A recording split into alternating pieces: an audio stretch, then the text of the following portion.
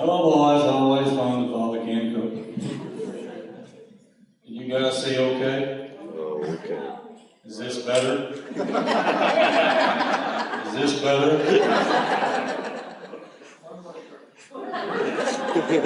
Just one shot's all you get. Last night at the night show, I mentioned that I rode bulls for about 25 years.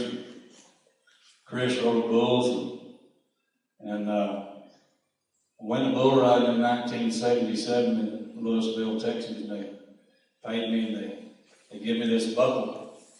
I hadn't seen it since 1997. I'm not sure y'all can see it. It's not that funny. This little poem, oh, by the way, do you know the difference between a cowboy story and a fairy tale? Fairy tale starts off, once upon a time. Cowboy story starts off, this is exactly the way it happened in our life. So take that into consideration. Imagine you're a cowboy. Breaking colts is what you do, and you've honed your skills for years and years, and other cowboys look up to you. Imagine it's late October and it's just now breaking dawn, and first blue northers blowing in, warm summer days are gone. And you've roped yourself a flea-bit gray, a rangy, wild-eyed colt.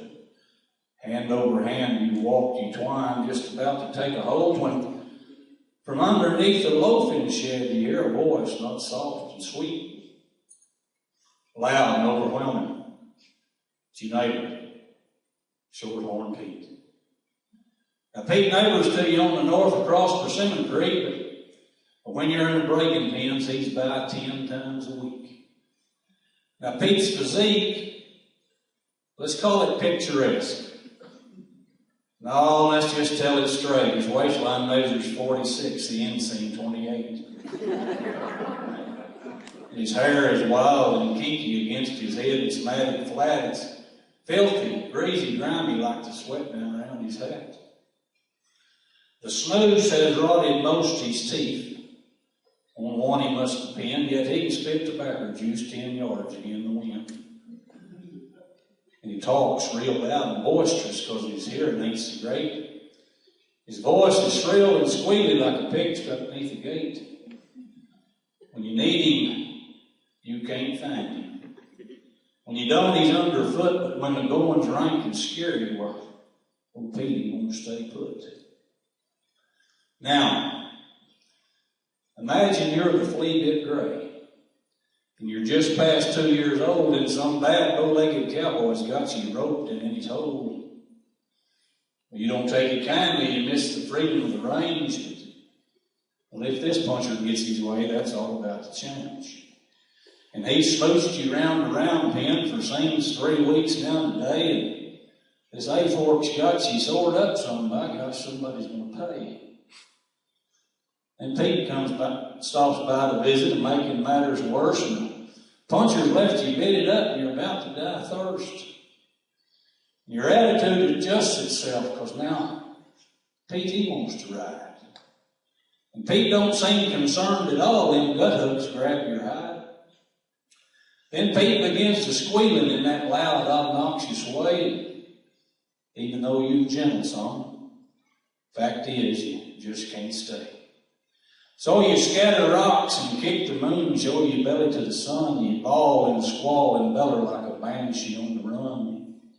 You whirl and twirl and pirouette like a ballerina fair, and you rise up on your haunches like a raging grizzly bear. You buck and lunge and sunfish to the left and to the right. You squall just like a panther. You kick, paw, and bite. Now, imagine your old Shorthorn Pete, and you're just 13 hands tall. And the gray is wreaking havoc, steady bouncing off the wall. Oh.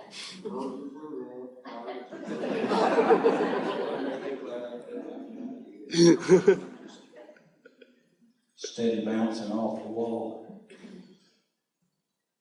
Would you folks like to hear a song? When Jay's gone, I'm not standing there.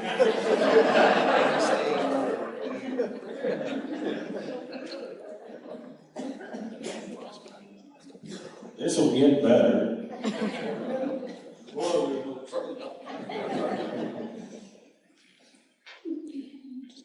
Oh my gosh. No wonder he was reciting the wrong poem. Okay, your face turns from canary green. Your gizzard turns to jello, and the stripe that's running down your back shows wide and brightly yellow. The snooze that rotted most your teeth now coats the lining of your belly, and the fragrance from in your dungarees sure don't smell like wild plum jelly. So the moral to this story should be plain for all to see. You best learn to whisper around them 2-year-olds like me.